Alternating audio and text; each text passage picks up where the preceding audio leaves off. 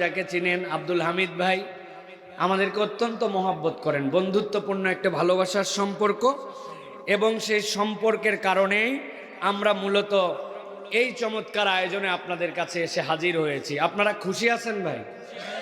আপনারা খুশি হয়েছেন? আপনারা এই আহমেদ বিন ইউসুফ ভাইকে সারা পৃথিবীর মানুষও অনেক সময় শিডিউল মতো মিলাতে পারে না।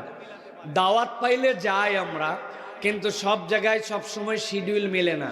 কিন্তু এই মাহফিলে আমার ভাই এবং আমরা জিগরি দোস্তর মতো বন্ধু মানুষ, আমরা ভাই বলছেন ভাই দুনিয়া একদিক হোক, আপনার এই জায়গায় আসা লাগবে। আমার একটা আয়ারল্যান্ডের প্রোগ্রাম, সেই জন্য এই প্রোগ্রামটা 25 তারিখে ছিল। আয়ারল্যান্ডের প্রোগ্রামের জন্য এই প্রোগ্রাম চেঞ্জ করে আজকের ডেটে, কিন্তু ডেট মিস করা যাবে না, আসতে হবে।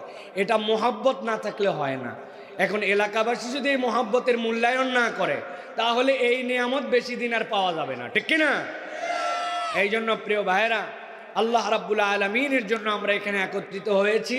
আমি অল্প কিছু কথা বলবো, এরপরে ইনশাল্লাহ ছাত্রদের দস্তরবন্দি হবে। আপনাদের মূল আকর্ষণ সেটি হচ্ছে ভাই ইনশাল্লাহ আপনাদের তেলাওয়াত শোনাবেন, কথা বলবেন ইনশাল্লাহ। প্রিয় ভাইয়েরা, একটা কথা আপনাদের কাছে বলতে চাই, আমরা যারা ইমানের দাবি করি, এই ইমান যে আমাদের আছে না নাই, এটা কি মুখের কথাই হবে না কিছু প্রমাণ এবং চিহ্ন লাগবে? ভাই চিহ্ন লাগবে না ভাই?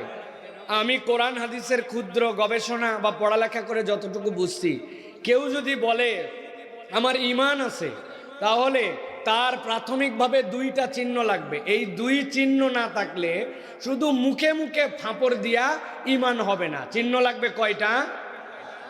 ভাই বসতে হবে, হ্যাঁ পাশে বসে পড়েন। এই সামনে আসেন, পিছনে না, পাশে বসেন, পাশে বসেন, সামনে চলে আসেন।